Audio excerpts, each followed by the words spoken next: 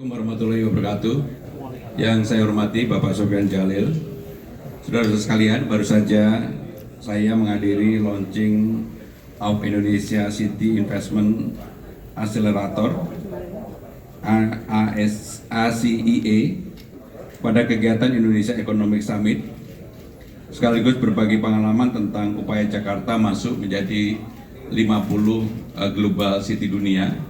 Seperti kita ketahui bersama, sekarang Jakarta menjadi ranking 71 dari 74 menjadi 71, dan saya berharap mudah-mudahan pada tahun ini kita sudah bisa di atas angka 6 gitu, dari target menjadi top 50 di tahun 2029. Maka untuk itu saudara-saudara sekalian, seperti yang berulang kali saya sampaikan, salah satu kata kunci yang harus dilakukan Jakarta adalah membangun infrastrukturnya.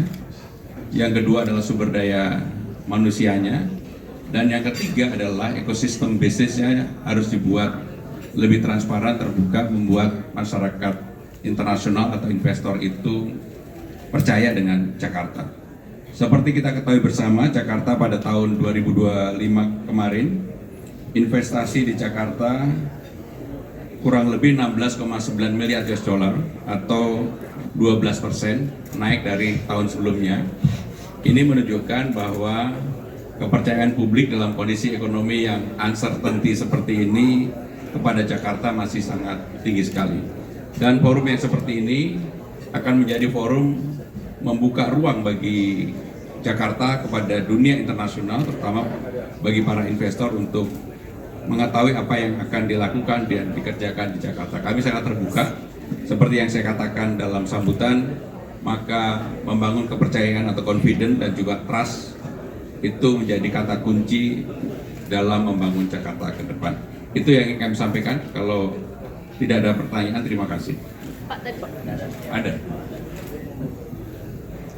Pak Gup, izin bertanya, tadi sempat disinggung soal rencana pembangunan Trans Jabodetabek ke bandara itu pekan depan. Itu kalau boleh tahu harinya itu hari apa Pak? Dan lalu apakah operasionalnya tuh seperti Transjakarta biasa? Karena kan sudah ada Transjakarta ke bandara yang dari Kalideres, itu hanya pemberhentiannya itu hanya di kantor bandara. Apakah nanti akan di depan terminalnya langsung untuk memudahkan penumpang Pak? Jadi intinya begini, Trans Jabodetabek kan kita sudah buka dari Alam Sutra Blok M, kemudian Pik 2 Blok M, dari Bogor Blok M, Ancol Blok M, kemudian dari Suta ke Blok M sangat diperlukan, dan untuk itu sedang dipersiapkan detailnya. Tapi intinya saya meyakini ini akan menjadi pilihan bagi masyarakat siapapun yang selama ini misalnya menggunakan Damri atau taksi, sekarang ini punya pilihan bisa menggunakan Trans Jakarta yang biayanya relatif murah, hanya 3.500, dan kemudian pasti lebih cepat karena punya jalur khusus, sehingga dengan demikian ini akan memudahkan siapapun yang akan berangkat atau kembali yang menggunakan transportasi pesawat mau ke Blok M, dari Blok M bisa kemana aja, apakah itu MRT, Transjakarta dan sebagainya. Nah, mengenai detail jalurnya nanti disampaikan oleh Dinas Perhubungan. Mas Pram, izin juga tadi di dalam sempat menyinggung soal Jakarta Collaboration Fund, Pak. Kalau boleh tahu, nah, itu update pembangunannya seperti apa? Apakah sudah direstui dengan oleh pemerintah pusat? Kemudian juga tadi disinggung soal Festival Lampion ya. Itu di mana Mas Pram? Apakah sama kayak yang di lapangan Banteng yang digelar pemerintah pusat? Terima kasih. Jadi yang saya jawab yang kedua dulu. Minggu lalu kami antara pemerintah pusat dan pemerintah Jakarta sudah mengadakan rapat bersama untuk menyambut Imlek ini.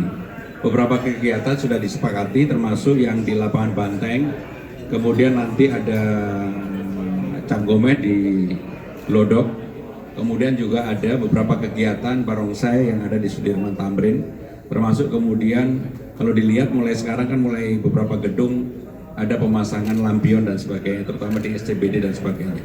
Jadi prinsipnya akan kami buat lebih colorful, meriah, seperti ketika kita menyambut Natal kemarin. Dan itu akan berakhir tanggal 17 Februari, karena tanggal 18 sudah mulai puasa. Suasananya total nanti akan kita ganti dengan menyambut puasa sampai dengan Idul Fitri. Jadi Jakarta saya yakin akan menjadi lebih menarik dan colorful, terutama ketika tanggal 18 sampai dengan Idul Fitri kami akan memberikan insentif pajak bagi beberapa pusat perbelanjaan kalau mereka memberikan diskon supaya belanja di Jakarta juga menjadi lebih murah. Pengalaman kami kemarin ketika menyambut Natal, seperti yang teman-teman ketahui, akhirnya Natal tahun baru itu transaksinya sampai dengan 15,2 triliun rupiah. Dan itu rekor yang pernah diperoleh oleh Jakarta karena itu tadi. Kami lombakan, kami berikan insentif pajak, dan jamnya juga diperbolehkan sampai jam malam. Dan itulah yang membuat Jakarta begitu menarik ketika Natal dan tahun baru kemarin. Terakhir kalau ada satu lagi, kalau nggak ada. Pak, soal kemarin Pak yang Rakornas di Sentul itu kan Prabowo memerintahkan agar melakukan kegiatan bersih-bersih setengah jam sebelum masuk kantor. Nah ini gimana Pak? Sebenarnya apa yang menjadi arahan Bapak Presiden bukan hanya bersih-bersih, semua arahan akan kami jalankan. Terutama bagi Jakarta, bukan hanya untuk urusan sampah dan urusan periklanan, bahkan urusan bendera partai pun saya akan bersihkan kalau kemudian dianggap mengganggu di flyover dan sebagainya. Jadi bagi Jakarta kami akan jalankan sepenuhnya. Oke, siap. Baik, terima kasih. Wassalamualaikum. Pak, tadi ada rencana pembangunan flyover di Dalam Mogot untuk mengatasi banjir berkepanjangan itu, Pak. Nah ini apakah sudah ada estimasi untuk investasi ke sana atau gimana? Jadi kebetulan tadi begitu saya melihat lapangan, saya langsung berkoordinasi dengan Dinas Bina Marga dan ternyata memang di sana juga direncanakan akan ada jalan tol.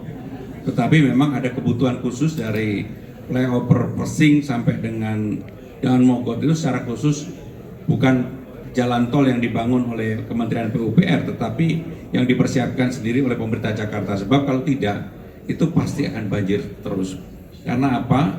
Permukaan Sungai Mukefat itu sudah di atas jalan. Sehingga dengan demikian hari ini saja nggak hujan, paling hujan sampai dengan 100 mili udah ke jalan. Sehingga dengan demikian kami untuk menyelesaikan persoalan jangka menengah kami akan selesaikan. Terima kasih. Wassalamualaikum warahmatullahi wabarakatuh. Porsi anggarannya berapa Pak?